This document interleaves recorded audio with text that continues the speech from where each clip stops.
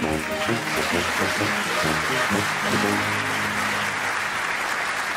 denn meine Krawatten? Ich hab die Krawatten, Herr Bürgermeister. Ja, warum sagen Sie es denn nicht gleich?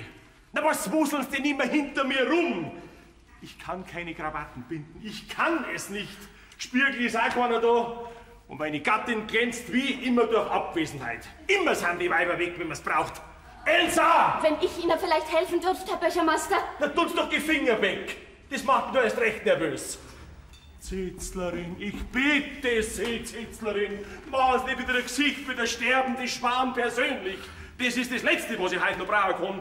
Und mein Alte, wenn es nicht sofort erscheint, Elsa, immer sind die Weiber weg, wenn wir es brauchen.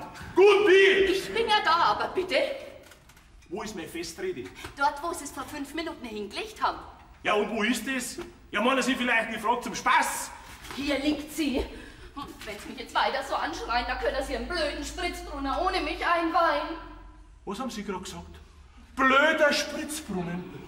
Hab ich da richtig gehört? Blöder Spritzbrunnen? Das ist mir bloß so rausgerutscht. Das habe ich gar nicht so gemeint. Weil Sie aber auch immer gleich so schreien müssen, Herr Bürgermeister. Das ist gar nicht gut, wo Sie doch gleich Ihr Festred halten müssen. Ist das vielleicht auch auf Ihrem Mist gewachsen? Von wegen blöder Spritzbrunnen? Oder ist das vielleicht sogar die öffentliche Meinung? Ja, nein, Entschuldigung. Ja, was jetzt? So ein Spritzbrunner als solcher ist ja eigentlich wunderschön, aber braucht hätte man den doch wirklich nicht. Da wäre doch ein Kindergarten viel... Der Kindergarten ist das nächste Projekt. Und im Übrigen überlassen Sie gefälligst, was in unserer Gemeinde wann gebaut wird, mir, klar? Ja, ich sag ja nur, was man so hört, ne? Jetzt haben wir heute mal einen Spritzbrunnen. Wohlgemerkt als einzige Gemeinde im ganzen Landkreis. Und dieser wird das Ansehen in der Bevölkerung um ein beträchtliches anheben. Und das merken Sie sich auch noch, verehrtes Fräulein Zitzler. Schon der gute alte Sonnenkönig seiner Zeit hat gesagt.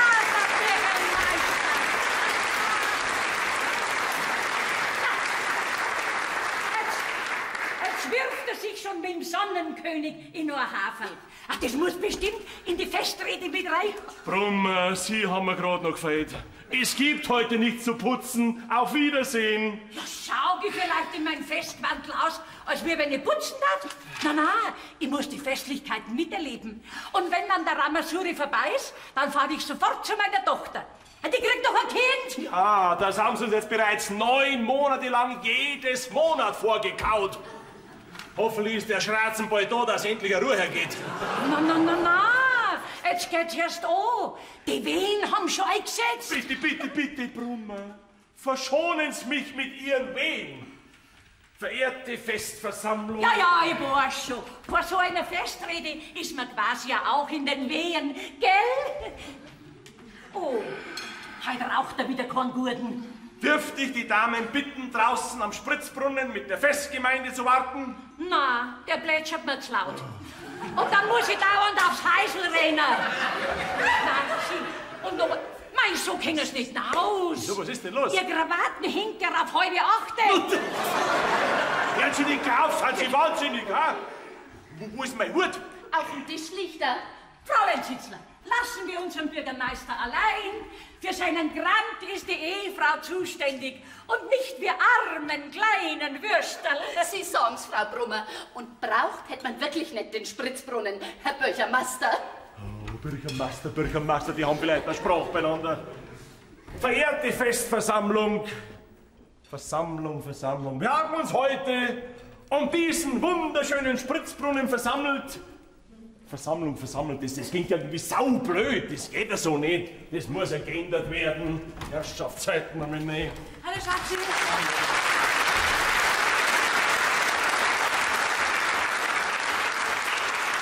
Ich bin wieder da, gell? Ja, das sehe ich, dass du da bist. Aber wo warst du?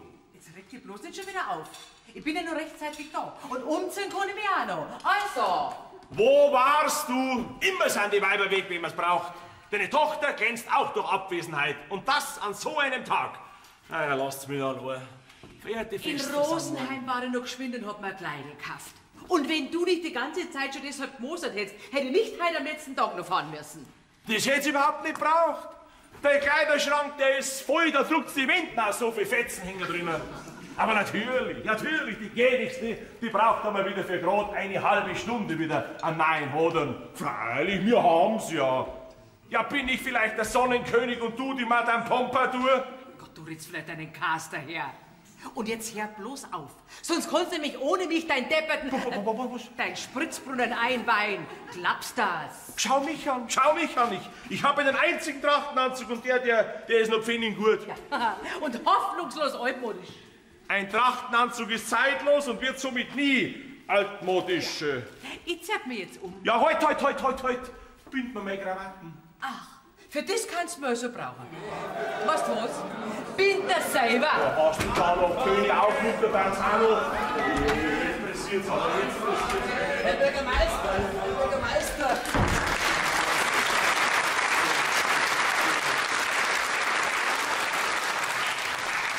Ich glaube, Sie müssen schon langsam rauskommen. Ich weiß schon gar nicht mehr, was ich zu den Leuten noch alles sagen soll. Ja, das wissen Sie in der Regel ja nie, Zagler. Also das dürfen Sie jetzt nicht sagen, Herr Bürgermeister. Wer bitteschön hat sich denn so vehement dafür eingesetzt, dass der neue Straßenabschnitt asphaltiert wird? Wenn ich mich jetzt nicht in die Sache so hineingekniet hätte, dann könnten jetzt alle auf der Schotterstraße zum Spritzbrunnen pilgern. Herr Zagler, also irgendwas müssten Sie gut sein. Außerdem, mit 3-wöchiger Verspätung möchte ich feststellen, so lange plätschert nämlich mein Spritzbrunnen schon. Also das war Verschulden der Firma. Aber dass ich von Ihnen keine Anerkennung kriege, bin ich ja schon gewöhnt. Dabei möchte ich noch einmal ausdrücklich bemerken, dass... Bemerken Sie morgen von mir aus, was Sie wollen, heute nicht mehr. Jetzt haben wir keine Zeit mehr. Es pressiert. Die Ehrengäste, die warten schon. Also auf Nein, geht's. das muss ausgesprochen werden. Eine Schande ist das, dass eine so aufstrebende Gemeinde im Ortskern überhaupt noch eine Schotterstraße gehabt hat. Aber freilich, auf einmal pressiert's, obwohl ich schon jahrelang davon rede. Wenn ich mich jetzt nicht so vehement dafür eingesetzt hätte, ich weiß. Ich erwarte von Ihnen, lieber Herr Bürgermeister, dass Sie diese Tatsache bei der Festrede erwähnen. Mein lieber Herr Zagler, wir weihen einen Spritzbrunnen ein. Wohlgemerkt meinen Spritzbrunnen. Und nicht 20 Meter asphaltierte Straße. Ja, aber... Aber gut. Damit die arme Seele Frieden hat, ich werde sie erwähnen. Lobend, bitte. Ja, sogar sehr lobend. Und jetzt gehen wir mal langsam auf den Wecker. Weil, was ist denn jetzt auf zu fummeln da hinten? Weil, zahlen Sie eigentlich die Straße? Zahlen Sie den Spritzbrunnen? So gesehen haben Sie auch wieder recht, gell? Sie Zagler, Sie Aufsässiger. Ihr Schlips hängt schief. Ja, macht nichts. Sie haben schiefe Absätze, dann passen wir wieder zusammen, gell? Ja, was ist jetzt, Papa? Ja, ich komm mal.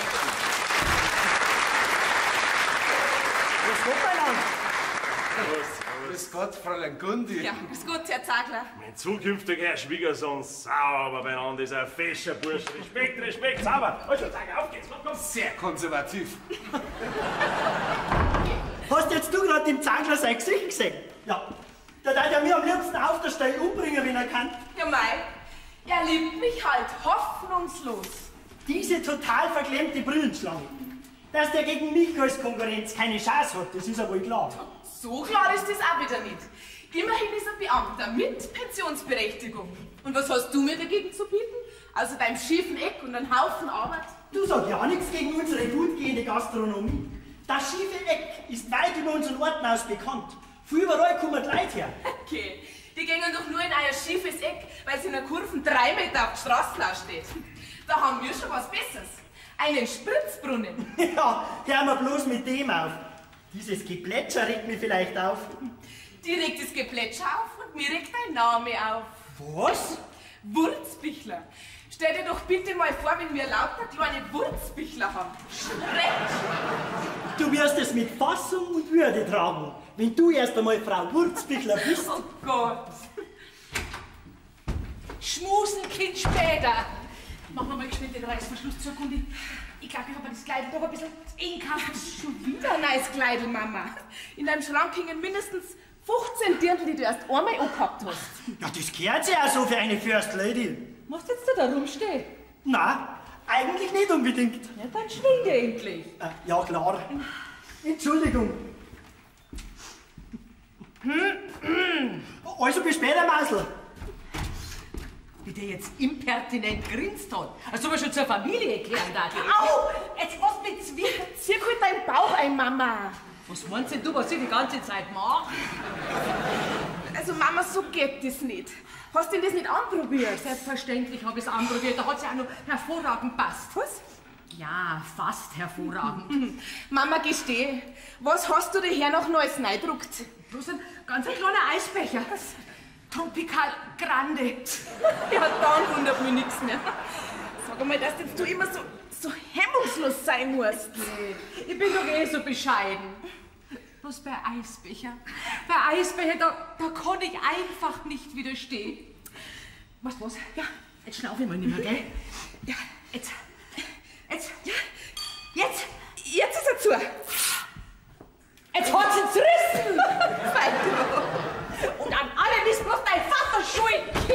Was gut ist der Papa für einen Reißverschluss? Mama! Na, komisch. Also da ist er auch nicht. Also,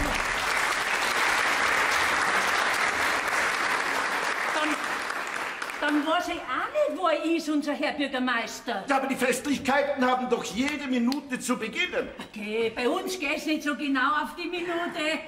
Herr. Riebeck, Regierungsrat, Dr. Riebeck. Was? Ein echter Regierungsrat? Von der Regierung? Ja, grüß ja, na gut. Sieh, das ist nett, dass Sie mal bei uns vorbeischauen. Ja, ich habe die Festrede zur Einweihung dieses Brunnens zu halten. Spritzbrunnen, bitteschön. Was? Und reden wollen Sie auch noch? Na, das macht schon unser Bürgermeister. Also ich werde mich kurz fassen. Ja. Wo ist denn nun der Bürgermeister? Nicht nervös werden, der kommt schon noch. Aber sagen Sie selber, haben wir nicht einen schönen Brunnen? Ah, und der spritzt, der Spritzbrunnen. Naja, das haben Spritzbrunnen in der Regel so an sich. Ja, das ist gut. Übrigens, ich bin die Tekla Brummer, die Parkettkosmetikerin von unserem Herrn Bürgermeister. Wenn Sie verstehen. Sehr interessant. Ja, ich schau da herinnen auf Ordnung. Ja, was glauben Sie, was da oft für ein Verhau ist? Ja, Sie, unser Bürgermeister ist ein elender Schlamper. Aber sonst ist er schwer in Ordnung. Aber die Tekla hat ein scharfes Auge. Sie, ich sehe mit dem ersten Blick, was wichtig ist und was nicht. Und was nur so ein überflüssiges Papiergraffi ist, das schmeiße ich heute dann weg. So? Ja, da kenne ich nichts. Sie, unser Bürgermeister, ich sage ja, den habe ich schon als kleiner Bub die Rotznasen putzt. Sie, der sagt immer zu mir, Tekla, sagt er, wenn ich Sie nicht hätte, dann wäre mir wohler. Ja, so sagt er.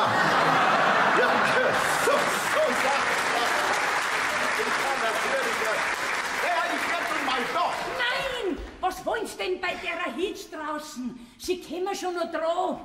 Übrigens, normalerweise wäre ich ja auch nicht da, weil meine Tochter ein Kind kriegt. So? Ja, und ein Bubel wird's bei meiner Tochter. Das haben die Doktor so festgestellt, wie es mit dem Apparat nicht leicht haben. Ach, Sie meinen Ultraschall. Ja, genau, Ultraschall. Mei, und jetzt haben die Wehen schon angefangen und trotzdem bin ich noch da. Ja, weil ich doch die große Stunde von unserem Bürgermeister miterleben will. Ja, so bin ich. Herr Regierungsrat, Sie sind ja schon da. Ihr Chauffeur hat mir schon Bescheid gesagt. Ich grüße Sie. Ja, ich hatte eben ein sehr aufschlussreiches Gespräch mit dieser Dame. Können wir nun endlich? Ja, selbstverständlich. Wieso halten Sie den Herrn Regierungsrat mit Ihrem Geschwafel auf? Sie waren doch nicht da. Und ich kann doch einen Regierungsrat nicht so sinnlos in der Gegend rumstehen lassen. Herr Regierungsrat, wenn Sie mir freundlicherweise folgen wollen, es ist alles bestens vorbereitet. Gott sei Dank. Grüßen Sie Ihre Tochter und angenehme Wehen. Ja. Jetzt wollte ich so nach.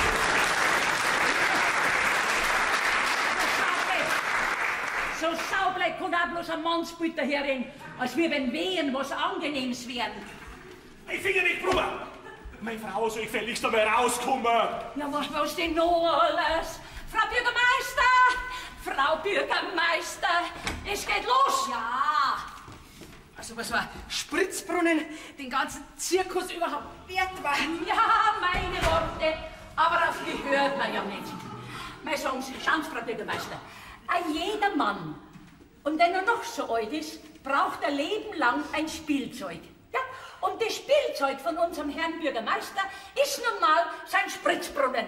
Ich kann das Wort Spritzbrunnen schon bald nicht mehr hören. Mensch, das ist mir auch schon zu eng. Das muss eingegangen sein. Ohne Waschen. No. Bei der Taille braucht er nichts mehr wundern. Und was unseren Bürgermeister anbelangt, wie lange redet der eigentlich schon von seinem Spritzbrunnen? Grob geschätzt 15 Jahre. Na und jetzt hat er. Jetzt wird doch endlich einmal eine Ruhe sein. Ja, ich glaube, jetzt geht's erst richtig los. Ich habe überhaupt keine Lust, dass ich mich bei der Affenhitze da hinausstehe. Ja, dann steigen Sie neben den Spritzbrunnen, der kühlt. Komm es, Ihren Mann zuliebe. Was ist denn, würdest du dich freundlicherweise endlich einmal rausbequemen jetzt? Soll das Kleidl neu sein? Das schaut aus wie das alte. Das ist auch alt. Warum habe ich was falsch gesagt? Im Zweifelsfalle, ja. Um Gottes Willen, also geht's los. In 5 Minuten geht mein Bus und ich muss gehen. Jetzt kann ich nicht einmal die Rede von unserem Bürgermeister miterleben, weil sie dauernd so umeinander dreckeln müssen, diese Herren Politiker. Jetzt sag einmal, jetzt hör halt endlich mal auf. Geh weiter, Gundi. Jochen. Der Papa fängt mit seiner Rede an. Meine sehr verehrten Festgäste, liebe Versammlungsspritzbrunnen, Ehrengäste. Was ist denn mit dem los? Der hat vielleicht einen Schmarrn zusammen. Irgendwer steht dein Papa heute daneben. Der ist doch sonst so souverän. Wir haben uns heute versammelt, um diesen wunderbaren Spritzbrunnen versammelt. Vielleicht macht ihn der Regierungsrat so nervös. Dieses Gestopsel. Er soll spritzen lange. Direkt peinlich. Du, schau Klaus, deine Mama schaut auch so verbissen drein. Eine komische Familie seid schon, ihr Kornidas. Ja, das muss ich mir schon noch reiflich überlegen, ob ich mit einem Abkömmling dieser schwierigen Sippschaft den Rest meines Lebens verbringen will. Du gleich fangst da nicht, gell? Warum bist du überhaupt gekommen? Weißt du, daheim bleiben? Ach so ist das. Gut, dann geh ich halt wieder. Du bist sowas von einem Stoffi, bist du. Ja, da bin jetzt ich wieder Stoffi. Bloß weil sie deine Laune von einer Minute auf die andere dreht, wie ein Fandel im Wind. Ich hab eine großartige Laune gehabt, bis wir da reingegangen sind und du nix gespannst. Aber schon rein gar nix. Was Bütchen hätte entspannen sollen? Ja, ich bin doch kein Hellseher. Du musst schon reden mit mir, wenn du was willst. Du Biffi, du. Du hast ein Gefühl wie ein Schaufelbacker. Wenn man sowas nur lang sagen muss. Hättest du vielleicht von mir was wollen? Hättest du vielleicht von mir ein Bussel wollen? Ja, wenn's weiter nichts ist, komm schon her.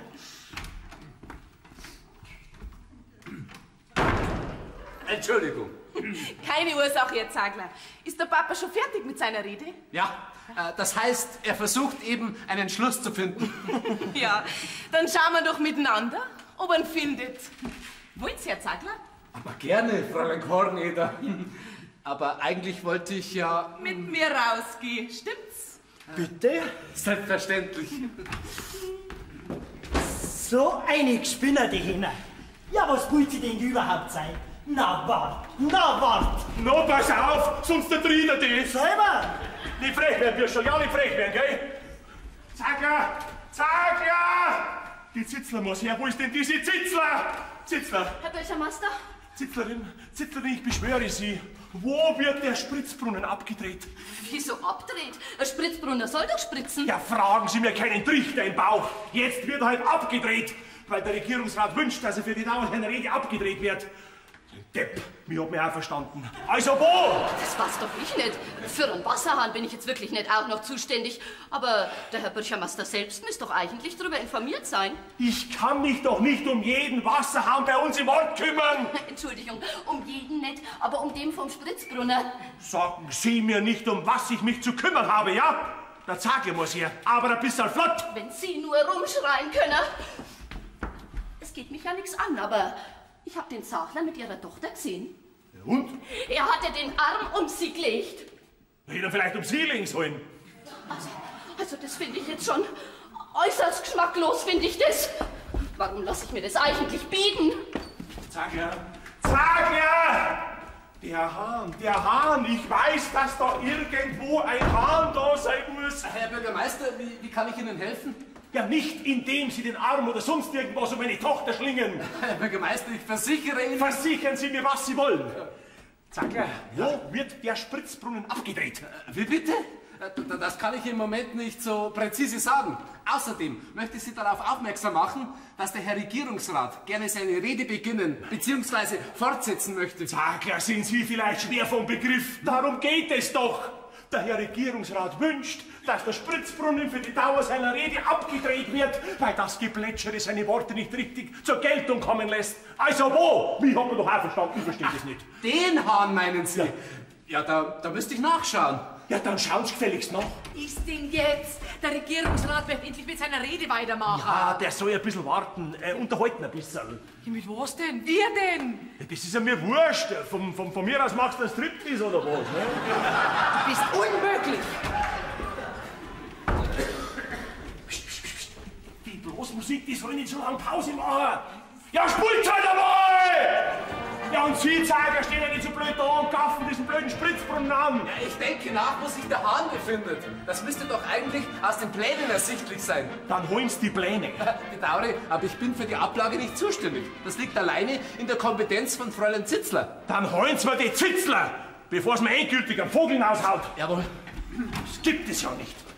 Dieser Zeiger ist vielleicht ein Knalldepp, eine Null, eine Flaschen. Baupläne, wo haben wir denn da alles? Kindergarten, Westumgehung, Neubaugebiet, Brunnen, da haben wir es ja.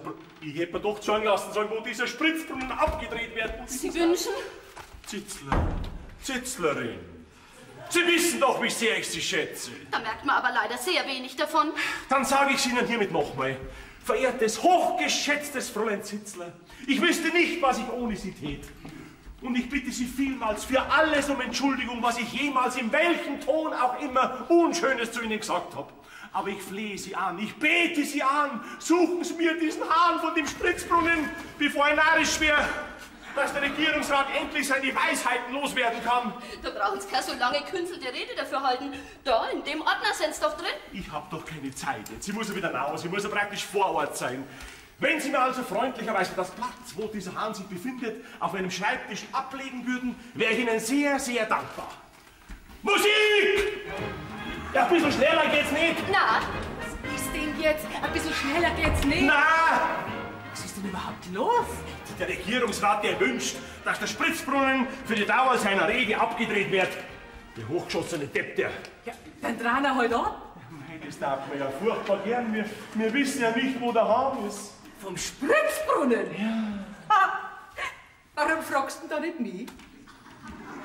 Weißt das du? Na, wieso? Du hast doch unbedingt den Spritzbrunnen haben wollen, dann drast ihn auch selber ab. Raus!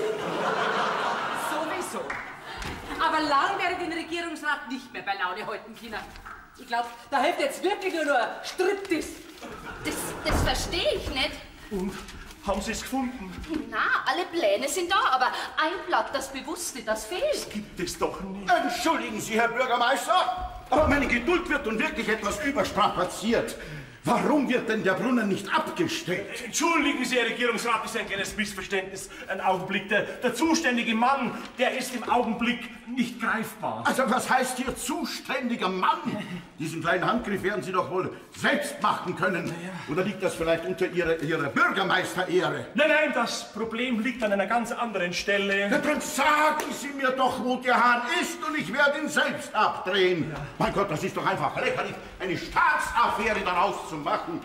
Herr Regierungsrat, wenn Sie sich bitte noch ein paar Minuten gedulden wollen. Danke. Meine Frau wird sich Ihrer sofort annehmen. Die erzählt mir bereits eine halbe Stunde von der schwangeren Tochter ihrer Putzfrau.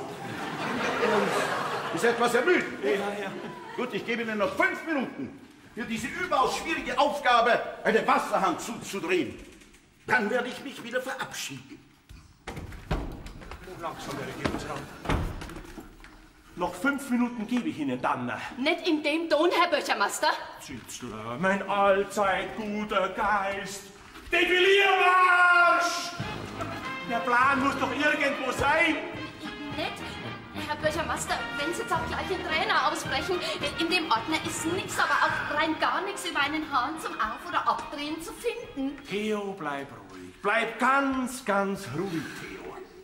Zitzlerin, ich weiß, dass diese Pläne da sind. Das heißt, da waren. Das weiß ich auch, aber jetzt sind sie eben nimmer da. Wo um alles in der Welt ist dann dieser verdammte Plan? Sag ja! Ich habe immer alles ordnungsgemäß abgelegt, was mir vorgelegt worden ist. Sag ja! Um Gottes Willen, Herr Bürgermeister, so brüllen Sie bitte doch nicht so. Dem Tubabläser ist vor lauter Schreck das Mundstück aus dem Bart gefallen. Sag ja, diese Pläne sind nicht vollständig. Ein Blatt fehlt. Ich sagte Ihnen bereits mit Nachdruck, dass ich für die Ablage nicht zuständig bin. Dafür ist ausschließlich Fräulein Zitzler verantwortlich. Und ich betone ebenso nachdrücklich, dass von mir bloß abgelegt wird, was mir vorgelegt wird.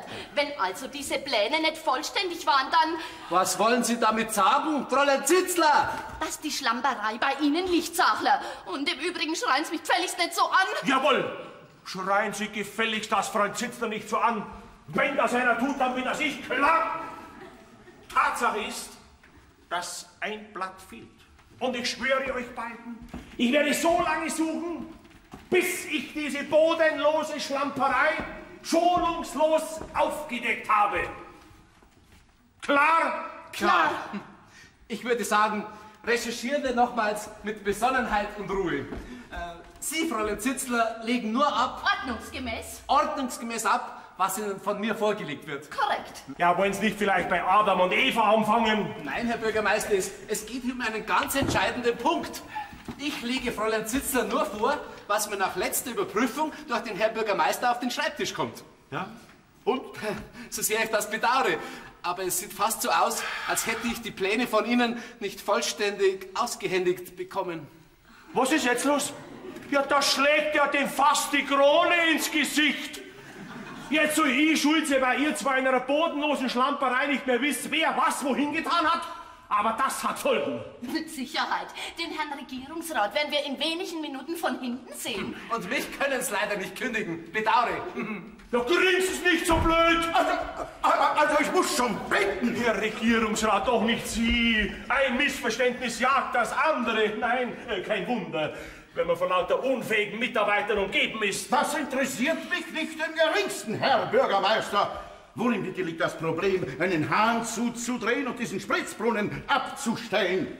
Ich für meine Person habe jedenfalls keine Lust. Erstens, gegen diesen penetrant plätschernden, wenn auch durchaus hübschen Spritzbrunnen anzuplärren und zweitens noch länger auf sein Schweigen zu warten. Ich werde daher das Angebot des Wirts vom Schiefeck annehmen und eine Nacht dort nächtigen. Selbstverständlich auf Kosten der Gemeinde. Was? Ja, selbstverständlich, selbstverständlich. Ja, vielleicht gelingt es Ihnen bis morgen, dieses fast unlösbare Problem in den Griff zu bekommen. Auf Wiedersehen, die Herrschaften. Herr Regierungsrat, bitte, bitte, bitte laufen Sie doch nicht weg. Ich bin doch blamiert bis auf die Knochen. Der dämische Spritzbrunnen, der bricht mir noch nass Genick. Oh, Unsinn. Was ist denn jetzt? Geht's denn nicht weiter? Raus! Herr Bürgermeister, beruhigen Sie sich doch bitte. Was kann denn einen Mann wie Ihnen so eine kleine Banne anhaben? Nett von Ihnen, Zitzler, dass Sie mich beruhigen wollen, aber es nützt nichts.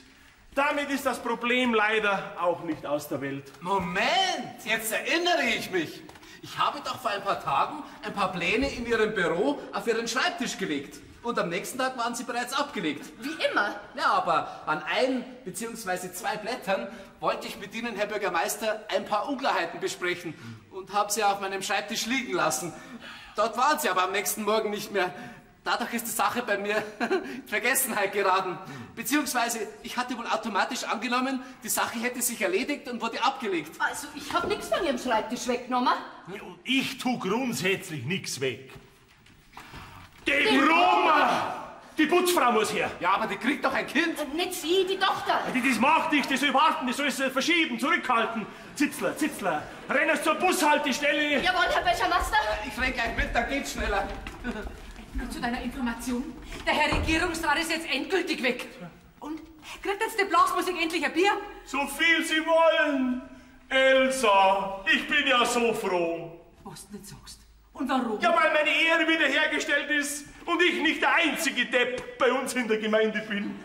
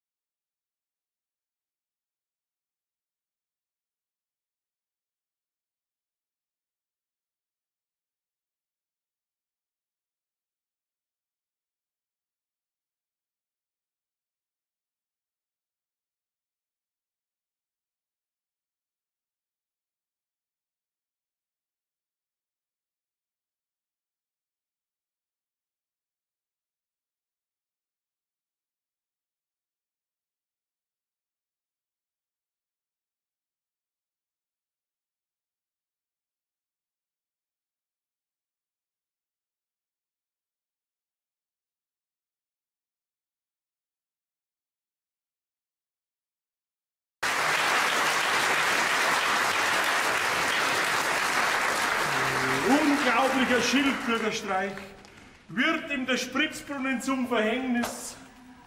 Bürgermeisteramt samt unfähigen Team kann trotz stundenlanger Suche simplen Hahn nicht finden. Was schreiben die? Um Gottes Willen. Regierungsrat verärgert. Blamage für den ganzen Ort. Oje, Bürgermeisterstuhl anscheinend falsch besetzt. Na, die Brummer, die wen kommt, na, die kann was erleben. Theo, jetzt kommen wir zum Frühstück. Die Brezeln sind so schön frisch und resch. Mir schmeckt schon gar nichts mehr. Okay, nur Fledermais lassen sie hängen. Du hast doch schon ganz andere Schlappen erlebt. Da wird dir doch so ein läppischer Spritzbrunnen aus der Bahn werfen. Mein Spritzbrunnen ist nicht läppisch. Ich mein doch auch nicht dein Spritzbrunnen, sondern den Hahn. Von sowas geht doch die Welt nicht unter. Aber die Blamage, die Blamage. Oh, ich sehe gleich schon, wie es hinter mir herlachen. Ja, dann lass doch lachen. Das sind 2, 3 Tage, dann ist wieder alles vergessen. Komm, der Kaffee wird kalt. Wo ich mich so drauf gefreut hab. Auf meinen Spritzbrunnen, auf mein Lebenswerk, auf das ganze Fest und überhaupt auf alles. Aber die Brummer mache ich kalt. Eins weiß ich gewiss. Das nächste Mal kandidiere ich nicht mehr. Oh, das Versprechen hast du schon 3-mal gebrochen. Dir glaube ich nichts mehr. Wenn sie mich unbedingt immer wieder haben wollen. Wenn du da nicht so maßlos eingebildet warst. Ja, was ist denn? Kommt sie jetzt zum Frühstück? Übrigens, Papa, ich hab dein Brezel gleich mit verputzt. Was? Ja, ich überdenke, nach den Schlagzeilen in der Zeitung ist der Appetit vergangen. Ja, du fangst jetzt dann gleich eine, gell? Wo die Frühstücksbrezel die einzige Freude ist, die ich noch den ganzen Tag hab. Außer dir natürlich. Haben Sie denn die Putzfrau noch erreicht, Fräulein Zitzler? Gott sei Dank hatte ich die Nummer der Tochter notiert. Die hat vielleicht doof, die Brummer. Ich wäre, wir alle wären, ich kann die Worte gar nicht aussprechen. Egal, jedenfalls hätte jetzt ihre Tochter schon alle 5 Minuten wehen und in dem Fall müsste sie dringend bei ihr bleiben und Beistand leisten. Für was, frage ich mich, hat die Tochter eigentlich einen Mann? Ich bitte Sie, der Brummer ist es doch gar nicht wohl, wenn sich die Nase überall hineinstecken kann. Aber das, was wirklich wichtig ist, das verschlammt sie dann. Ich sag's Ihnen, wenn die noch einmal ihre unqualifizierten Finger auf meinem Schreibtisch hat, aber dann... Herr Zachler, noch ist nicht erwiesen, dass wirklich die Brummer die Schuld trägt. Tja, wer denn sonst? Obwohl, ganz im Vertrauen, liebes Fräulein Zitzler. Er erscheint mir manchmal schon sehr, sehr komisch, unser Bürgermeister. Ich meine, er ist schon manchmal sehr schusselig. No, das will ich nicht gehört haben. Auf ihn lasse ich nichts kommen. Ja, logisch. Sie vergöttert ihn ja. Wie konnte ich das bloß vergessen? Was fällt Ihnen denn ein, Herr Zachler? Ja, das sind doch ein Blinder, dass Sie unseren Bürgermeister mit Ihren Augen direkt verschlingen. Das ist eine infame Unterstellung. Der Herr Bürgermeister ist für mich nichts weiter als mein Vorgesetzter, der mir zugegebenermaßen sympathisch ist. Das ist aber auch schon alles. Also halten Sie gefälligst Ihr Goschen. Ich bin ja auch nicht so geschmacklos zu erwähnen, auf was für ein verblödetes Entrücktsein Sie verfallen, sobald das Freund Gundi hier auftaucht. Also so etwas lasse ich mir nicht bieten und von Ihnen schon gleich gar nicht. Wenn Sie sich nur sehen könnten, diesen fast schwachsinnigen Gesichtsausdruck. Die Augen quellen Ihnen hervor wie bei einem Kalb und Ihr Kind beginnt zu zittern. Hören Sie sofort auf damit!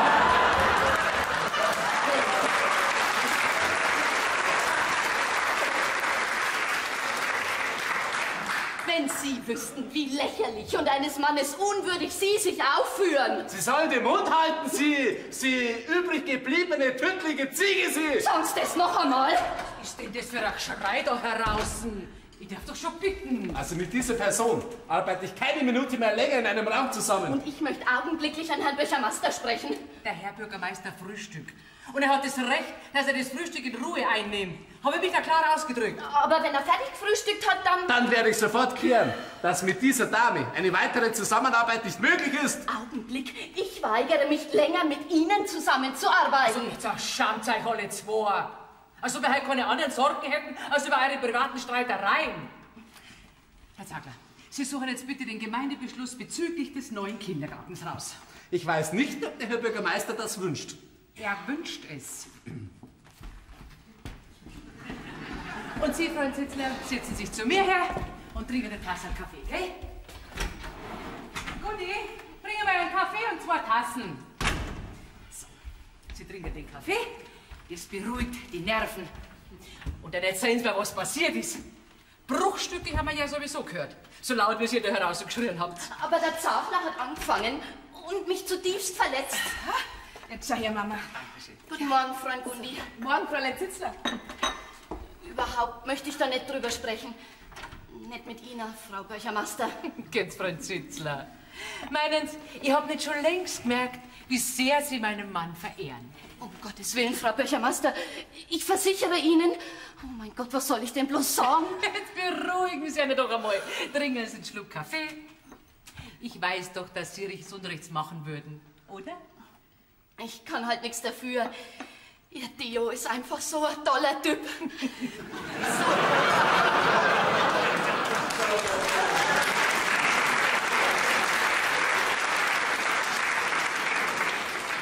So habe ich mir meinen Mann fürs Leben immer vorgestellt. So aufrecht, so liebevoll. Das sagen ausgerechnet Sie, wo er Sie doch mindestens 3-mal am Tag anschreit, dass die Regale wackeln. Das meint er doch nicht so, das weiß ich doch. Ein richtiger Mann muss wohl so sein. Sie verzeihen mir doch, Frau Böchermaster. Aber sicher. Ich weiß doch, dass ich mich auf Sie verlassen kann. Bei allem, was mir heilig ist. Ich bin froh und glücklich, wenn ich nur für ihn arbeiten kann. Und ich weiß, dass er mich braucht. Ja, da bin ich mir sicher. Weil nur Sie kennen sich in seinem Chaos aus. Und dieser Mensch von Zachler wagt es, diese reinen Gefühle in den Schmutz zu ziehen. Naja, also... Sie haben aber seine hoffnungslosen Gefühle für die Gundi auch nicht gerade geschont. Ich habe mich bloß gewehrt. Naja, wie auch immer. Vertragt euch wieder.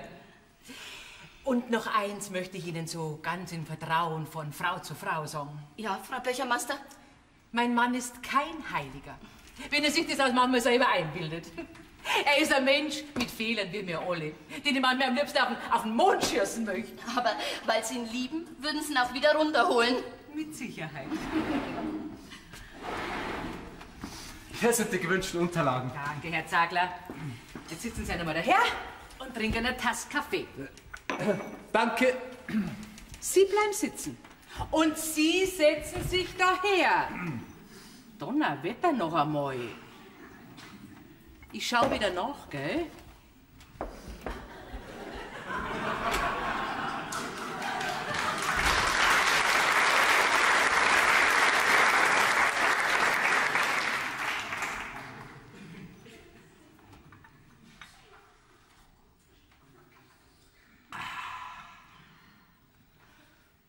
Es tut mir leid, war nicht so gemeint. Von mir auch nicht. Entschuldigung. Eigentlich kann ich Sie ja ganz gut leiden. Ich Sie eigentlich auch. Wo wir doch schon so lange zusammenarbeiten. Und nie eine ernsthafte Auseinandersetzung hatten. Noch ein Schlückler, Herr Zachler? Danke sehr, Fräulein Zitzler. Daran könnte man sich gewöhnen. Eigentlich hat so ein kleiner Streit auch seine positiven Seiten. Na, ich weiß nicht. Ja, hätten wir sonst von der Frau Bürgermeister so edel Kaffee spendiert bekommen? Könnten wir doch eigentlich in regelmäßigen Abständen einführen. So ein inszeniertes kleines Donnerwetter. Sie meinen, in Hinblick auf die zu erwartenden leiblichen Genüsse? Lieber nicht. Aha.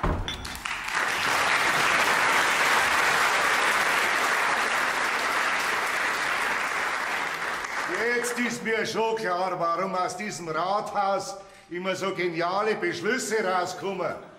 Da hockt man um 10 Uhr noch da unter frühstücken, ha? Und lasst den Herrgott einen guten Mo sein. Sauber, sag ich. Das sei Herr Wurzbichler. Was steht zu Diensten? Putz dir du zuerst einmal dein Brüllen, bevor du mit mir redst. Und außerdem rede ich mit dir gar nicht, weil ich noch mit dem Bürgermeister selber verhandelt.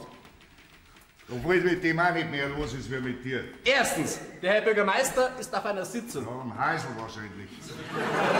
Auf einer wichtigen Sitzung. Zweitens sind wir beide weder verbrüdert noch sonst verwandt. Ich bitte Sie also, mich nicht zu duzen. Bitten kannst mich du um viel. Also, wo ist er? Unser Spritzbrunnenheld. Herr Wurzbichler, wenn Sie ein Anliegen haben, dann kommen Sie bitte zu den Bürozeiten. Und die beginnen pünktlich um 10:30 Uhr und keine Minuten früher. Mit so einem Bürozeher rede ich ja gleich überhaupt nicht. Ja, da brauchst du gar nicht schnappen wie ein fränkischer Karpfen.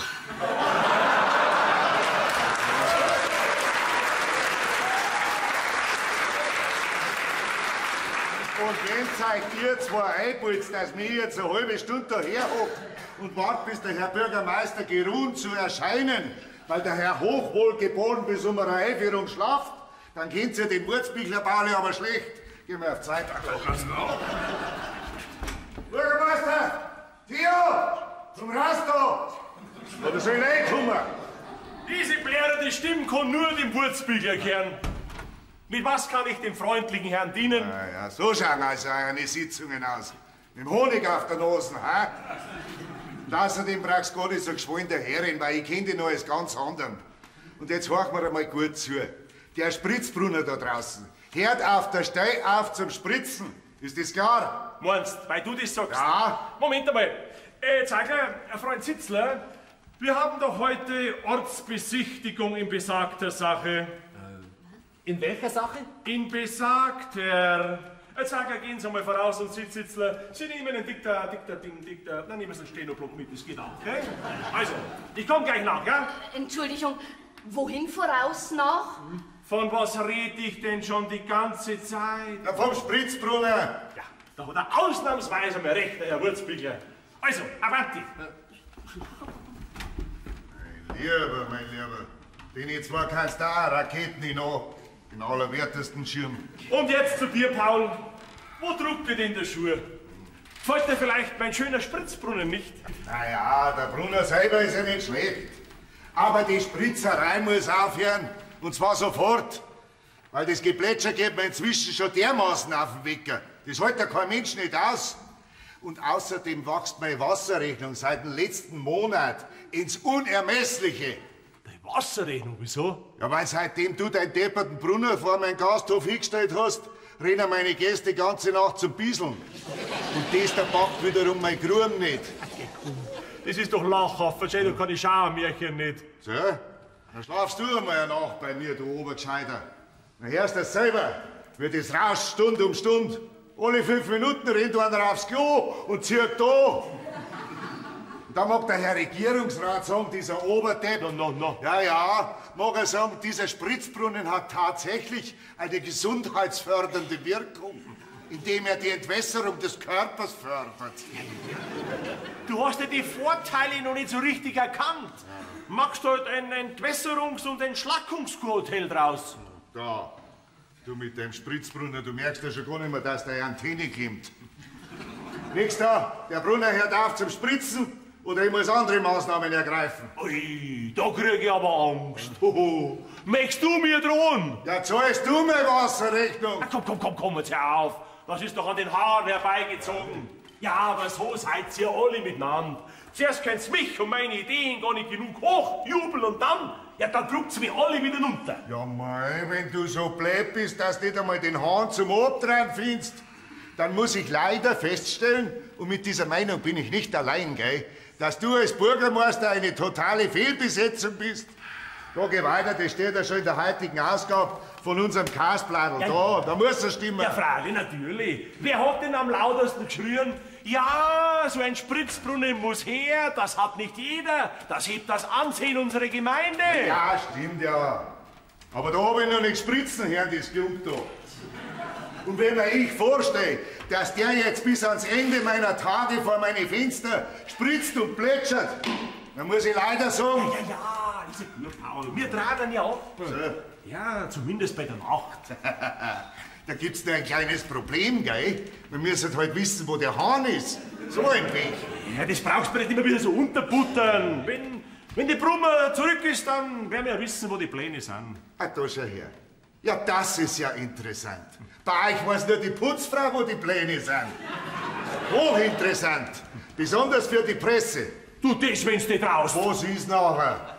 Ich sag dir jetzt was. Ich geb dir noch einen Tag. Und dann ist da draußen bei der Nacht absolute Stille. Und am Samstag kommt der Schwibischosch zu mir und packert mir neue Gruben aus.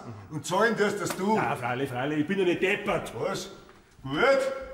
Dann schicke ich meine Gäste ab sofort zu dir zum Bieseln. Ja, gut. Und ich lasse dir dein Gasthaus zum schiefen Eck wegschirmen. Das geht nicht, weil das steht unter Denkmalschutz. Das setzt jetzt trotzdem im Weg. Und wenn du dir einbildest, dass ich meine Tochter in so eine verschlagene Sippschaft heiraten lasse, dann bist du am Holzweg.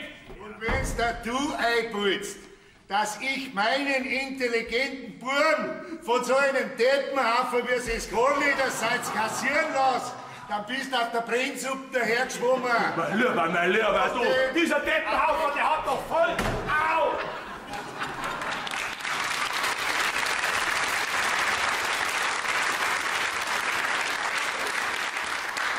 Alles wegen diesem depperten Spritzbrunnen, dieser dreimal vermaledeite Hahn, der bringt mich noch unter den Boden. Jesus.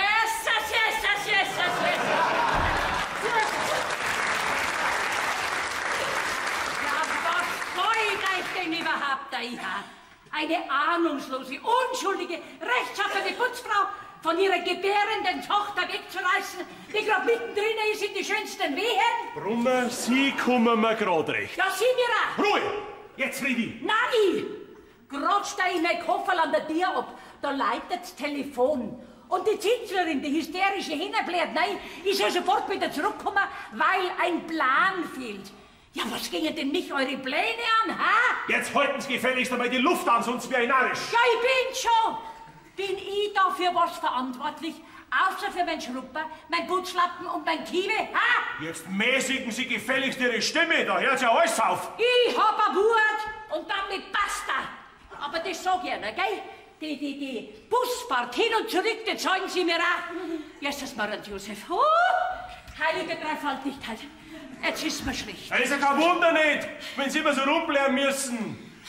Brummer, schauen Sie, wir alle, wir schätzen Sie sehr. Ja, da hab ich schon was davon. Mein Gott, jeden Augenblick kann das kleine Putzerl auf die Welt kommen. Und ich, seine Oma, ich bin nicht dabei. Ahnen Sie, was das für mich bedeutet? Dieses unschuldige Kind kommt auch ohne Sie auf die Welt. Glauben Sie mir's ganz bestimmt. Das soll als allererstes seine Großmutter sehen, damit sie sich besser an mein Gesicht gewöhnt.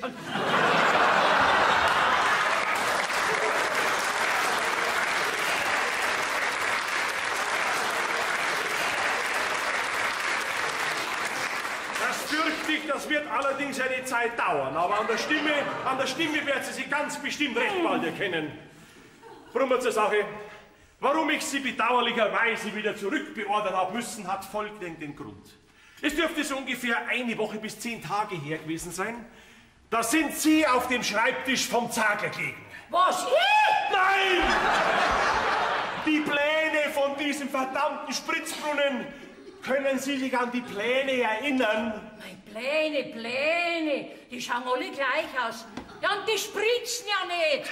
Und was nur so ein hingekritzeltes Zeug ist, das sicher selber, das schmeiße ich heute dann gleich weg. Was machen Sie? Ja, wegwerfen tue es. Mei, zum Beispiel der Zagler, der malt lauter so Strichmanderl mit ganz lange Hälse wie vom Mars. Und dann wieder Herzerl, kleine und große Herzerl, ganze Blätter voll. Ich bitte Sie, sowas hält man doch nicht auf. Gut, schon gut. Brummer, können Sie sich erinnern, ob Sie in der letzten Zeit was weggeschmissen haben, was auch nur, sagen wir einmal, im Entferntesten nach Plänen ausgeschaut hat? Im Entferntesten? Ja. Na, so genau schaue ich dann auch nicht immer hin. Brummer, wissen Sie überhaupt, was Sie angerichtet haben? Ja, wegen Ihnen ist dieses ganze Fest geplatzt. Wegen mir? Ja, ich war ja gar nicht dabei. Der Regierungsrat wollte, dass der Brunnen für die Dauer seiner Rede abgedreht wird. Ja, und warum haben Sie ihn dann nicht abgedreht? Weil keiner ohne diese verdammten Pläne gewusst hat, wo der Hahn ist und weil Sie in Ihrer Blödheit des Einigen verschlampt haben. Sie sind hiermit fristlos gekündigt. Ja, freilich. Sonst feit er nix. Jetzt werde ich da einmal was sagen, du Bürgermeister, du. Na, was ist denn? Ich hab jetzt fast 30 Jahre putze den Dreck da herinnen weg. Und zwar unter ganz andere Bürgermeister hinter als wir den deinigen. Ich bin also unkündbar. Klar? Und wenn ich gehe, dann mache ich das freiwillig. Aber das tue ich nicht, weil ich bin ja nicht blöd. So, und jetzt fahre ich zurück zu meiner Tochter. Wie wär's mit einer Reisekostenpauschale, Zeitaufwand, Bus, 26 Nadel hin und zurück, 2-mal, macht einen schlappen 50er. Ja, freilich. Da ging es her, da haben Sie 25 Mark, zurück brauchen Sie nicht mehr kommen. Ja, freilich komme mit zurück. Und das kleine Putzerl nehme ich auch mit. Was? Ja, meine Tochter braucht doch Erholung. Mein Brummer. Ist noch was? Brummer, ich sag... Kornlinger, was ist los? Für Sie. Das ist ja unglaublich. Hallo? Ja, Peppel, du bist es. Was sagst du? 2 Minuten nachdem ich fort war? Dem Bürgermeister drehe einen Krang um. Ja, sag, wie geht's dir, dem Peppel? Und wie geht's meinem kleinen Bierbel? Was? Das ist kein Bub. Das ist ein Madel. Ja, was haben denn dann die Deppen mit einem damischen Apparat von einem Zipfel gesehen?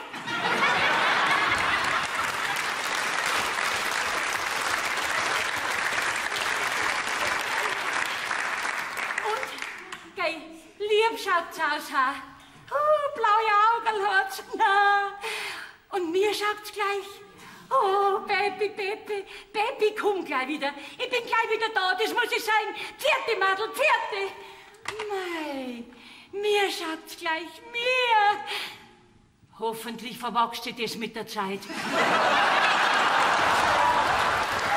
nicht in Frage. Kommt überhaupt nicht in Frage. Nein, nix da. Du heilst mir diesen Zigeuner nicht. Wenn der Vater schon also ein falscher 50er ist, dann ist sein Ableger womöglich noch verdruckter. Geh, Papa, das kannst du mit uns nicht machen. Deine privaten Streitereien mit Jochen, sein Vater, gingen uns überhaupt nichts an. Ja, freilich, fallen mir nur du auch in den Rücken. Das hat vielleicht vor 50 Jahren mal gegeben, dass die Eltern bestimmt haben, den heiratst du und den heiratst du nicht. Die Zeiten sind Gott sei Dank endgültig vorbei. Bravo, Madel, bravo! Da sind sie noch immer da. Ja, das sehen Sie ja. Übrigens, ein Madelhammer. Gratuliere. Und wir heiraten. Ich lass mir noch nicht wegen deinem blöden Spritzbrunnen meine Zukunft zerstören. Du lass diesen unschuldigen Spritzbrunnen aus dem Spiel. Der hat mit der ganzen Sache überhaupt nichts zu tun. Tatsache ist doch, wie deinem Vater von dieser Wurzbügler-Sippe das Leben zur Hölle gemacht wird. Er sägt an meinem Bürgermeisterstuhl, dein sauberer Herr Schwiegervater, dein zukünftiger... Papa. Bitte, wenn du dich in diesen Kreisen wohlfühlst, dann bist du auch nicht besser. Ja, dann kehrst du auch da hin. Okay, Papa, du weißt ja gar nicht mehr, was du redest. Ah, das war schon öfters nicht mehr. Also, dann geh ich wieder, gell? Ja, bitte, lieber. Na, ich bin gleich wieder da. Bus rein, Bus raus, so mag ich's. Brummer, dass Sie es wissen, diese Sache hat noch ein Nachspiel. Jawohl, für Sie. Ich muss mich noch ganz genau erkundigen, ob ich, eine rechtschaffene Putzfrau, mir solche Verdächtigungen, Akten verschwinden zu lassen, gefallen lassen muss. Ja, da hört sich die Gemütlichkeit auf. Ja. Kopf hoch, Madel. Und? Ist der Bub jetzt endlich da? Der Bub ist ein Madel. Aber das ist schon richtig so. Wir Frauen sind sowieso das stärkere Geschlecht. Und das braucht die Welt.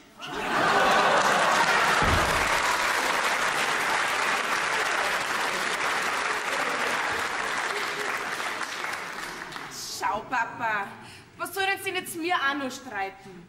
Jetzt lass ich erst einmal wieder alles beruhigen, dann denkst du bestimmt anders. Ach, lasst mir doch mal Ruhe. Und alles bloß wegen deinem blöden Spritzbrunnen. Ich muss jetzt gleich mit dem Jochen reden. Ach, da ist er ja. Ja, und? Was ist denn los? Herr Bürgermeister, trinken Sie doch erst einmal ein Schnäpsler. Was ist los? Alkohol am Arbeitsplatz? Ja, wollt ihr mir vielleicht besoffen machen? Was ist da los, raus mit der Sprache? Ja, also, wie soll ich sagen? Gerade raus, wenn ich bitten dürfte. Der Zachler meint, das heißt, er ist sich eigentlich sicher. Trinken Sie doch bitte, Herr Bürgermeister. Ja, also, um es präzise auf den Punkt zu bringen. Nachdem die Pläne, dank unserer lieben Brummer, nicht mehr auffindbar waren... Schweifen Sie nicht so weit aus, Sager. Aus dem besagten Grund konnte es aller Wahrscheinlichkeit nach passieren, mit einem Wort... mit dem neuen Straßenabschnitt. Der von Ihnen so vehement gefordert wurde. Exakt.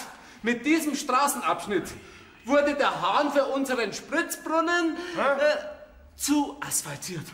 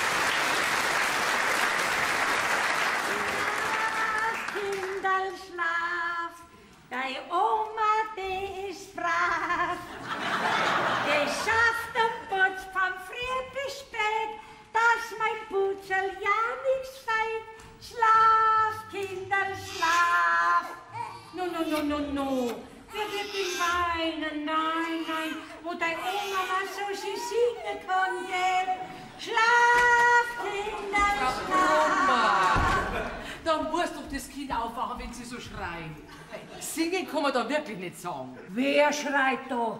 Ich habe eine zarte, sehr einschläfernde Stimme. Geh, Butschele, schlaf! Jetzt seien Sie mir nicht böse, Frau Brummer, aber so geht es wirklich nicht. Sie können doch nicht jeden Tag mit dem Kind ins Büro kommen. Ja, warum denn nicht? Das Kind tut doch nichts. Lauft nicht umeinander, lässt keine Akten verschwinden. Sie wissen ganz genau, was ich meine. Das ist immer noch das Büro vom Bürgermeister. Gell, wann ist denn der schon da? Das hat überhaupt nichts zum Sagen. Und dann wickeln Sie das Kind auch noch auf dem Schreibtisch. Ja, unterm Schreibtisch geht's schlecht. Dann lüften Sie doch wenigstens her noch zum Donnerwetter noch einmal. Und wie lange meinen Sie jetzt, dass das so weitergehen soll? Ja, mei, meine Tochter braucht heute ein bisschen Erholung. Schauen Sie, ich mach doch meine Arbeit. Ja, stell die Taschen irgendwo ab, zwischendurch kriegt sie ein Flascherl. Ansonsten schlafen sie so den ganzen Tag. Sie sind froh, dass ich das Kind nicht stille.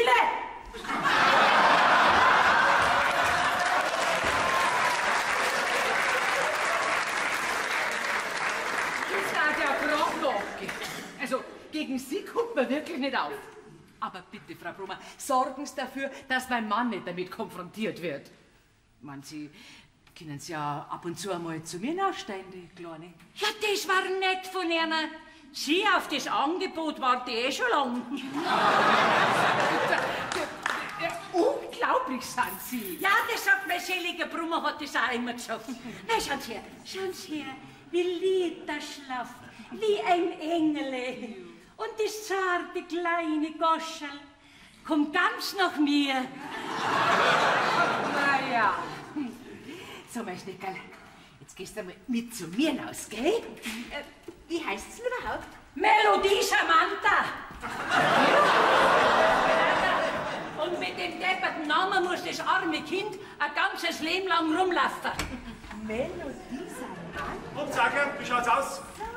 Ist vom Straßenbeamt schon eine Stellungnahme da? Nein, noch nicht. So, deine Hornochsen werden jetzt einmal Dampfbauer. Suchen uns mal die Nummer raus. Das dürfte nicht allzu viel Sinn haben, nachdem wir ja noch nicht einmal den einschlägigen Plan vorlegen können. Plan hin, Plan her. Das Ringfinger auf seiner Planierraub muss doch gesehen haben, dass in diesem Schacht ein Hahn ist. Ja, noch dazu, wenn der Deckel daneben liegt. Die Nummer bitte. Wenn ich Ihnen einen guten Rat geben darf. Ich würde an Ihrer Stelle nicht so viel Aufhebens um die Angelegenheit machen. Sehen Sie nur die heutige Schlagzeile. Oh, die Presse kommt doch einmal kreuzweis. Spritzbrunnen-Affäre weitet sich zu einem Skandal aus. Was bitte ist das? Sieht so aus wie eine Windel. Und noch dazu voll. Brummer! Ja, was hab ich denn jetzt schon wieder angestellt? Was bitte soll das auf meinen Schreibtisch? Mei, und wegen dem unschuldigen Windel machen Sie so ein Geschrei. Mei, ich hab schon gemeint, es war Wunder, was passiert. Ich bin fix und fertig. Ich bin fix und fertig. Ich bin am Boden zerstört. Sie stehen ja schon wieder auf, Bürgermeister. Sag ja, was sollen wir denn machen? Die Straße wieder aufreißen lassen, dass dieser blöde Hahn wieder zum Vorschein kommt? Nein, auf gar keinen Fall. Das würde ja gleich wieder die Presse ausschlachten. Die lauern doch auf jede Bewegung von uns. Ich würde warten, bis Gras über die Sache gewachsen ist. Und dann das Ganze so unauffällig wie möglich erledigen. In einer Nacht- und Nebelaktion? Nein, sag ja, das ist nicht mein Stil. Außerdem sitzt uns doch der Wurzbichler noch die ganze Zeit im Gack. Wenn Sie mich fragen, ich würde raten, zahlen Sie. Beziehungsweise die Gemeinde, den Aushub der Grube. Dann ist wenigstens er vorerst zufrieden. Ja, das darf dem Kerl so passen. Ja, der wartet doch bloß drauf, dass er billig zu einer Grube kommt. Nein, nicht mit mir. Nicht mit mir. Verarschen lässt sich ein Korneder nicht. Wissen Sie was, Zagler? Wir kämpfen. Ja, aber mit welchen Waffen? Damit sieht es ja im Moment etwas trübe aus. Oh, Zagler soll ja noch was sagen. Ich glaube, ich habe schon ein Spritzbrunnen-Plätscher-Syndrom. Ich konnte schon immer hören, wenn ich übers Dorf gehe, dann mache ich einen Umweg, dass ich auch nicht mehr am Spritzbrunnen vorbeigehen muss. Was haben wir denn heute für ein Datum überhaupt? Wir sind ja noch beim letzten Monat. Entschuldigen Sie bitte. Schlamperei in unserer Gemeinde. Ach, wie passend. Ein Spritzbrunnen. Nein!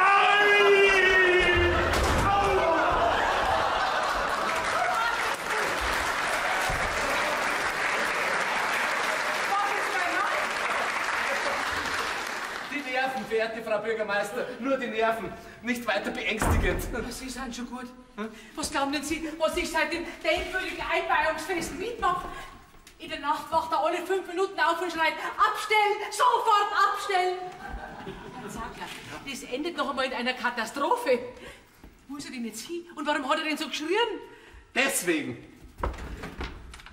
Weg damit! Ja, aber dann fehlt uns ja ein ganzer Monat. Das war doch sowieso die Lösung. Ja, wunderbar. Jetzt drehen alle durch. Oh. Sie sind da. Fräulein Gundi, was ist denn mit Ihnen? Kann ich Ihnen helfen? Am besten lassen Sie mich einfach in Frieden. Das verstehen Sie sowieso nicht. Also, das habe ich nicht verdient. Entschuldigung. Aber ich bin halt nicht gut drauf. Ist es wegen dem Verlobten? So ein Depp, wo wir uns immer so gut verstanden haben. Ja, ich weiß. Ja, jetzt schauen Sie bloß nicht so unglücklich drein. Mir ist schon elend genug. Alles war in bester Ordnung, bis dieses Affentheater mit dem saublöden Spritzbrunnen angegangen ist. Er halt natürlich zu seinem Vater, klar. Ja, aber was hat denn dieser Spritzbrunnen mit Ihnen, beziehungsweise diesem Jochen zu tun? Wir streiten doch nur, weil er der Meinung ist, dass sein Vater recht hat. Hm? Ja, und drum streiten wir.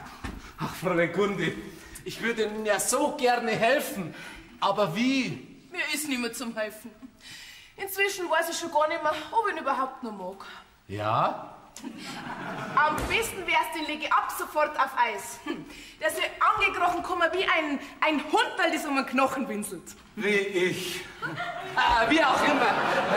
Wenn Sie Hilfe brauchen, bei Tag oder lieber bei Nacht, ich bin immer für Sie da. Ich weiß, Herr Zagler. Irgendwie sind Sie wirklich ein drolliger Mensch.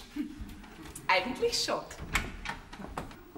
Drolliger Mensch? Also Liebeserklärung war das wohl keine. Herbertli, geh zu deinen Akten, wo du hingehörst.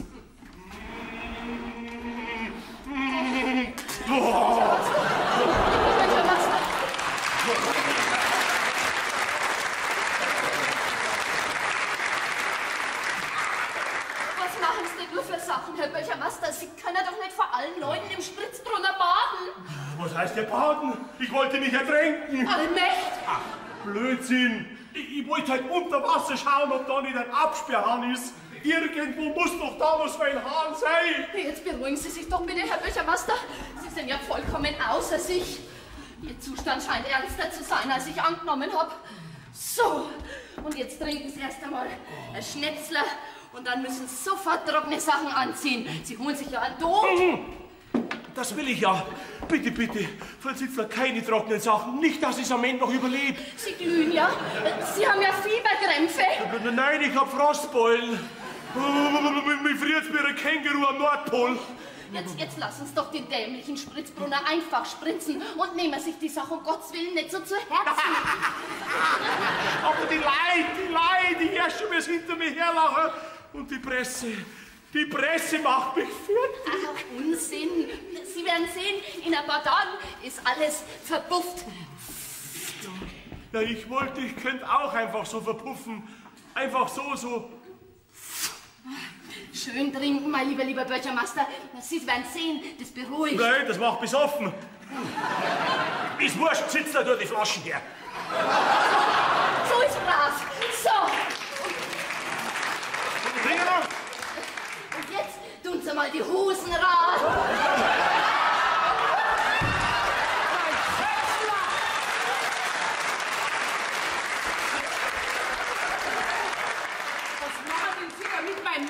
Wieso denn? Die Zittler tut man nur die Hosen ran. Der ist ja halber nackert und batschnass ist er auch. Was ist denn da vorgefallen? Nicht rein. Der Herr Bürgermeister wollte im Spritzbrunner baden. Ich habe ihn sozusagen rausgezogen und vor den Augen der Öffentlichkeit gerettet. Was machst denn du für Sachen? Du gehst jetzt sofort mit und ziehst dir was Trockenes an. Deine Haare sind ja auch batschnass. Ja, ist ja kein Wunder, es hat er von überall gespritzt. Nicht von oben, von unten, von der Seite, von überall. Das musst du mal probieren. Das war eine Mordsgaudi. Besonders für die Zuschauer. Jetzt hat die Zeitung wieder was zum Schreiben. Der Bürgermeister badet im Spritzbrunnen. Wunderbar. Da wäre das Einkaufen für mich wieder zu einer Riesenfreude. Glaubst du, sie kann die... Schau, dass du weiter kommst jetzt. Da hört sie doch wirklich alles auf. Sag einmal. Na, was ist denn los? Na, was ist denn? Geh zu! Sei doch nicht so grob zu deinem Bürgermeister.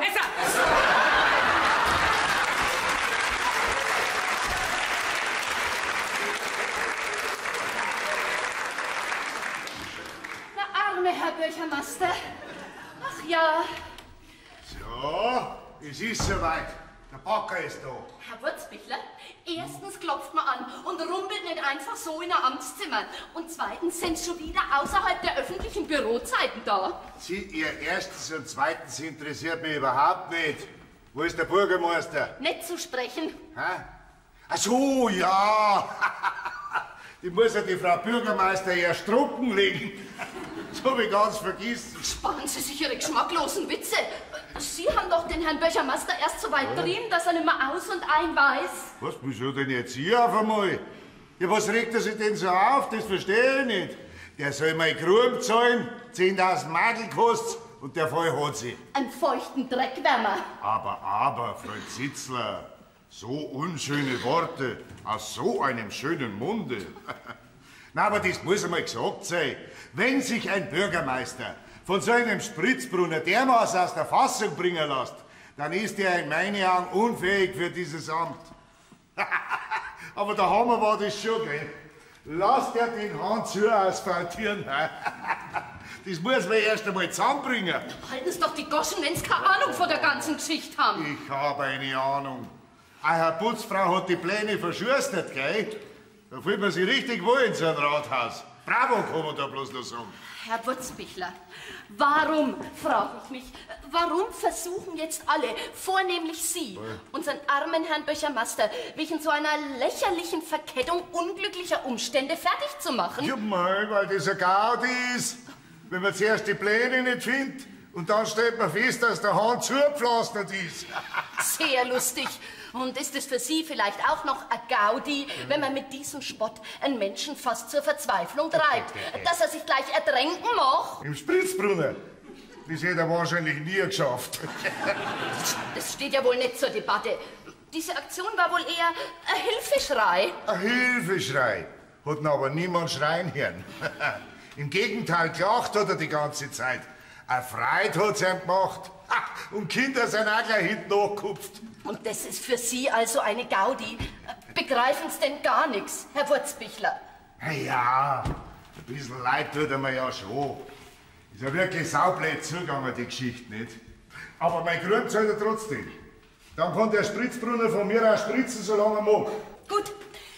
Ich werde mich dafür einsetzen, dass die Gemeinde die Kosten anteilsmäßig, wohlgemerkt, übernimmt.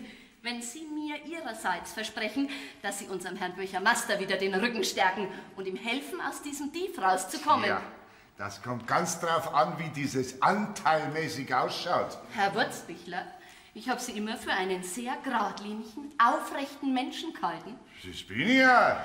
Für einen Menschen, der zu keinen niederträchtigen Taten fähig ist. Sie können doch Recht von Unrecht unterscheiden. Also handeln Sie doch danach, bitte. Sieh, das nennt man einem Honig ums Maul schmieren. Da können wir frei aus, gell? Also, 2/3 von den Kosten für mein Grün. Und die Gemeinde hat noch nie einen aufrichtigen Menschen gesehen wie mich. Haben wir uns verstanden? Das ist ja Erpressung. Pfui, Herr Wurzbichler. Aber geh, nur ganz ein kleines bisschen, Freund Sitzler. Also, Bürgermeister! Wo ist der Bürgermeister? Wo bist du da? Er spritzt nimmer! Was? Wer spritzt nimmer? Wo spritzt nimmer? Der Spritzbrunner! Auf einmal ist er ganz langsam in sich zusammengefallen, hat noch ein paar Platscher gemacht und aus was. Geh weiter. Ja, das muss ich sehen. Täuschen Sie sich da auch nicht. Ich bin doch kein Depp, oder? Herr Bürgermeister, kommen Sie schnell. Herr Zachler, Herr Bürgermeister. Ja, was ist denn? Der kann jetzt gerade nicht. Was tust denn du da? Ich soll meine da in Ruhe arbeiten können. Was ist denn los hier? Er spritzt nimmer! Der Spritzbrunnen? Ja! Das gibt's doch nicht.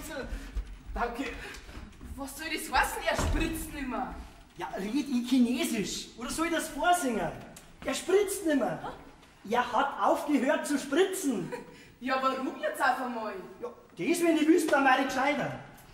Schau, Gundi, jetzt haben sich unsere Probleme von selber gelöst. Sind wir halt wieder gut. Du begreifst wieder mal gar nichts. Es geht doch nicht nur um den Spritzbrunnen, sondern um das Verhalten von deinem Vater. Und vor allem, dass du das Verhalten auch noch richtig findest. Also ehrlich gesagt, ich weiß selber nicht, was mein Vater eigentlich will. Irgendwie, da hat sich die ganze Sache hochgeschaukelt. Genau. Und dein Vater hat da einen ganz entscheidenden Anteil dran. Der hat die leider so richtig aufgehetzt. Gut, dann werd ich jetzt mit dem Vater ernst zu Wort drehen. So kann's ja wirklich nicht mehr weitergehen. Ist das dein Ernst? Oder willst du mich bloß rumkriegen? Ich will bloß, dass wir aufhören zum Streiten. Das ist doch die ganze Geschichte gar nicht wert, oder? Nein, eigentlich nicht. Ja, also, was reden wir denn dann die ganze Zeit? Lassen wir Taten sprechen. Guti, auseinander! Ah, seh schon, ist wurscht. Danke, Papa. Gott sei Dank bist du endlich vernünftig geworden, Theo. Sollen die zwei jungen Leute wegen dem Spritzbrunnen auch noch unglücklich werden? Das wirst du nicht haben wollen, oder? Ja, natürlich nicht. Ich bin ja kein Unmensch. Das wissen wir doch, Bürgermeister. Aber dein Vater kannst einen schönen Gruß sagen, aus der Gemeindekasse zahle ich ihm keinen Pfennig. Sei mir nicht bess, aber ich richte meinem Vater gar nichts aus. Aus euren Streitereien, da halt mich künftig raus. Mir ist nur noch mein Gundi wichtig. Und sonst nix. Ich sag's ihm schon selber. Ich sag's ihm selber, den falschen 50er, wenn er noch mal den Schneid hat, dass er reingeht zu mir. In Gottes Namen, jetzt beruhig dich doch endlich einmal. Sonst schicke ich dich wirklich einmal zum Psychiater. Aha, das glaub ich, das darf euch so passen. Mich für verrückt erklären lassen. Bloß weil ich meine heißen Füße in meinen eigenen Spritzbrunnen ein bisschen abgekühlt habe. Was gibt's denn da so blöd zum Lachen? Überhaupt, was ist denn da los bei uns? Keiner ist an seinem Arbeitsplatz, niemand arbeitet. Ja, was reißt denn da bei uns für ein Schlendrian ein? Er ist wieder ganz der Alte. Er meckert und mosert wie gewohnt. Aber eines bitte ich mir aus. Keiner erwähnt mir in meiner Gegenwart jemals das unzählige Wort Spritzbrunnen. Der Spritzbrunner, der Spritzbrunner. Herr Bürgermeister, Sie werden's nicht fassen, er spritzt nimmer. Ha? Was ist los? Um Gottes Willen, Theo, reg dich nicht auf. Ja, wieso spritzt er nicht mehr? Ja, der hat zu spritzen. Herr Bürgermeister, so wie es ausschaut, ist da eine weitere kleine Panne passiert. Noch eine Panne? Theo, ich flehe dich an, reg dich nicht auf. Ich halte das nicht aus. Das muss ich mit meinen eigenen Augen sehen. Ja, komm, Jochen, wir gehen mit. Lass mich doch bitte nicht allein mit ihm. Was ist denn da? Bürgermeister, ja, was ist los?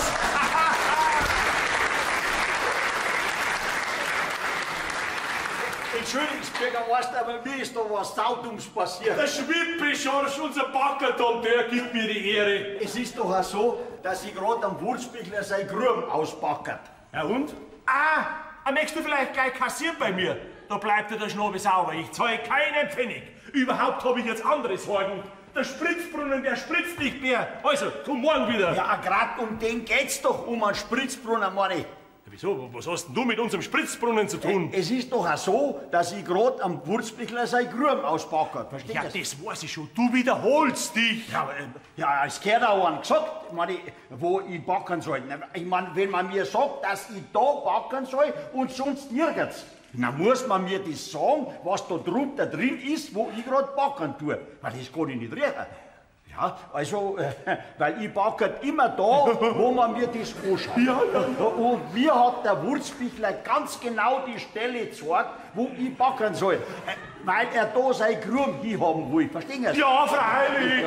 Also, wie gesagt, ich backe jetzt so vor mich hin, gell, und das Wetter war auch schön und haben wir es weiters nichts gedacht und habe schon einen ganz schönen Haufen Erden neben mein Loch da gehabt. Und auf einmal, ja, wie soll ich sagen, bleibt meine Schaufel irgendwo hängen. Ich ziehe natürlich an und dann tut's einen fürchterlichen Ruck und einen Schneuzer und das Wasser spritzt bis in mein Führerhäusl rein. Ich der Schrick, bring einen Rückwärtsgang rein und fahr mit voller Wucht an den Spritzbrunnen hin. Ja, jetzt steht er da wie der schiefe Turm von Pisa.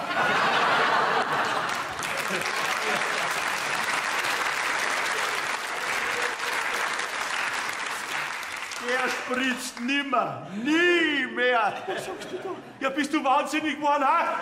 Ja, es wird ja auch nicht gesagt, Manni, wo die Rehe liegen. Weil das kann ich doch nicht riechen. Das darf nicht wahr sein. Das darf doch nicht wahr sein.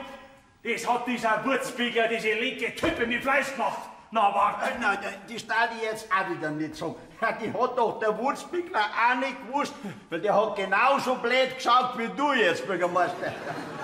Aber die Grüm ist sofort in Kraft getreten. War eine saubere Arbeit. So, jetzt ist es soweit. Eigenhändig und mit Wonne drehen wir jetzt ein Grung. Das darf ich jetzt auch wieder nicht, Bürgermeister. Gleich einen umbringen. Du kommst da ins Zuchthaus. Geh doch weg, du Depp, du. Ja, so einmal. Mein Lieber, wir reden später miteinander, Bürscherl. Und wir reden sofort. Das ist eine saubere Art und eine bequeme vor allen Dingen, Probleme zu lösen, gell? Bürgermeister, der Vater sieht's ein. Er nimmt da jetzt alles auf sich. Halt dein Pappen. Ich kann für mich selber reden. Ja, dann tu es auch. Also, Paul, ich höre. Ja, ich hätte mich vorher kundig machen müssen, wo die Rohre verlaufen, nicht? Aber was du nicht sagst, das ist doch so auch ganz praktisch. Weil was anderes wolltest doch du nicht, als dass der Spritzbrunnen aufhört zum Spritzen. Ja, mei, ich hab mir halt gedacht, die Pläne sind ja so nicht mehr zum Finden. Du, ich sag Was das noch denn, ein was Wort. denn? Noch ein Wort. Hat er noch ein falsches Wort? Ja, lass mir doch mal in Ruhe. Und du trug die endlich, ich brauch kein Kindermadel. Gut, ich gehe jetzt zur Gundi. Und ich will nichts mehr hören. Von keinem von euch, verstanden? Wir sagen so nichts. Kann ich euch jetzt allein lassen? Ich pass schon auf, dass nicht Kraft wird. Druck dich. Was machen wir jetzt? Da kann ich quasi jetzt weiterbacken. Na, aber schleich dich trotzdem. Ja, da bleibt mir das Loch offen. Ja. Wie soll es recht sein? Ne? Ja. Aber wenn einer reinfällt, gell, ich bin fein nicht schuld. Ja, also Theo, wie gesagt, ich hätte mich vorher kundig machen müssen, nicht wahr? Ist mein Fehler. Ja, und der Schwippischorsch, der ja bekanntermaßen so nicht zu den Schlauern gehört, der ist mit seiner Backerschaufel an die Zuleitungen hängen geblieben und hat's rausgerissen. Der Teufel war los, nicht? Nein. Aber eins musst du zugeben, die Pläne brauchst du jetzt nicht mehr suchen, gell? Ja, ich werde mal das Loch absichern. Von mir aus. Was ist, Theo? Ist noch wieder alles in Ordnung zwischen uns zwei? Das kann ich jetzt noch nicht so ohne weiteres zusagen. Ja, ich meine halt, weißt du, weil wir doch bald verwandt sind miteinander. Ja, sagt's einmal, da hört sich doch alles auf. Das kleine Wirrmann, das schreit sich die Seele aus dem Leib und kein Mensch kümmert sich. Ich muss doch das ganze Haus putzen. Ja, Bürgermeister, wir haben dem Sie nichts gehört. Ja, das kann er vielleicht besser. Babysitter machen, gell? So, jetzt hast du es geschafft. Jetzt ist hiermit unsere Freundschaft bis zum Lebensende beerdigt. Theo, verstehst du denn überhaupt keinen Spaß mehr? Hast ein bisschen zu viel Wasser geschluckt beim Fahren im Spritzbrunnen. Er kann's nicht lassen, er kann's nicht lassen. Aber Paul, das sag ich dir gleich. Unser erstes gemeinsames Enkelkind kriegst du die ersten 4 Wochen nicht zum Sehen. Oha! Ja, was ist denn jetzt? Ich hab doch Arbeit. Und Frau Bürgermeister ist denn nicht da? Tja. Ja, wer kümmert sich jetzt um die Kleine? Wir nicht. Jesus, komm, wo hab ich denn jetzt ein Pilzerle? Ich beim Wickeln hab ich's noch gehabt, den Schnuller. Halten Sie mal. Was ist? Vielleicht ist er nun... Was spielst denn du? Oh, da liegt er ja, da ist er ja, schau, da war er. Moment einmal. Ja. Da ist noch was unter dem Teppich drinnen. Der Plan! Was? Vom Spritzbrunnen? Paul, halt, das darf doch nicht wahr sein. Da, der Hahn ist auch eingezeichnet. Ja, der Plan ist da! Ich bin unschuldig. Brummer, jetzt mäßigen Sie gefälligst Ihre Stimme, von wegen unschuldig. Was wollen Sie sein? Eine ordentliche Putzfrau, die angeblich jeden Winkel mit der Zunge rausschlägt und dabei flattern diese wichtigen Pläne 5 Wochen unterm Teppich. Eine bodenlose Schlamperei ist es. Ja. Ruhe, setzen! Setzen Sie einer hier! Ja. Wenn Sie Ihre Batzen lang besser aufgemacht hätten, dann wäre dieser ganze Ramasuri gar nicht passiert. Ist ja unglaublich. Sie sind hiermit fristlos gekündigt. Ja, freilich, jetzt war ich wieder schuld, gell? Einen Deppen müsst ihr haben, der einen Kopf hinhält. Ruhe! Ruhe! Schreien Sie das Kind nicht so an! Dem Kind ist hiermit auch gekündigt. Ja, wo sind wir denn? Sind wir im Bürgermeisteramt oder vielleicht eine Babywickelstation? Geh weiter, jetzt kommt Theo. Ruhe! Das gilt auch für dich. Melodie Samantha, wir gehen. Das brauchen wir uns nicht gefallen zu gelassen. Hey, Paul, Melodie, Samantha, wer war das wieder? Theo, der Herr Regierungsrat. Ruhe!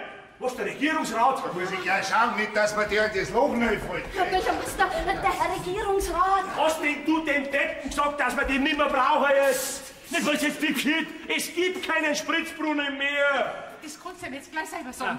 Da wär ich wieder. Ha, schönen guten Tag zusammen, die Herrschaften. Herr Regierungsrat, ja weg, unverhoffte Ehre, ich grüße Sie. Ja, ich wollte nur mal schauen, was der Spritzbrunnen so macht. Ja, was macht er denn so? Ja, wir haben ihn abgedreht, wie es der Herr Regierungsrat gewünscht hat. Ja, also wir haben wirklich alle sehr bedauert, dass Sie bei diesem Ereignis nicht dabei sein haben können. Herr Ritter kann so ein Schmarrn daher. Na, Herr Regierungsrat, er spritzt nicht mehr. Ja, aber das wäre doch gar nicht nötig gewesen. Ich halte doch gar keine Rede mehr. Und ehrlich gesagt, ein trauriger Anblick, ein Spritzbrunnen, der nicht spritzt. Ja, mein lieber Bürgermeister, ich habe Ihren Antrag mit Wohlwollen geprüft. Ihr wunderbarer Spritzbrunnen wird mit 150.000 Mark subventioniert. Okay. Und jetzt gehen wir alle zusammen hinaus und drehen Ihren herrlichen Spritzbrunnen wieder an.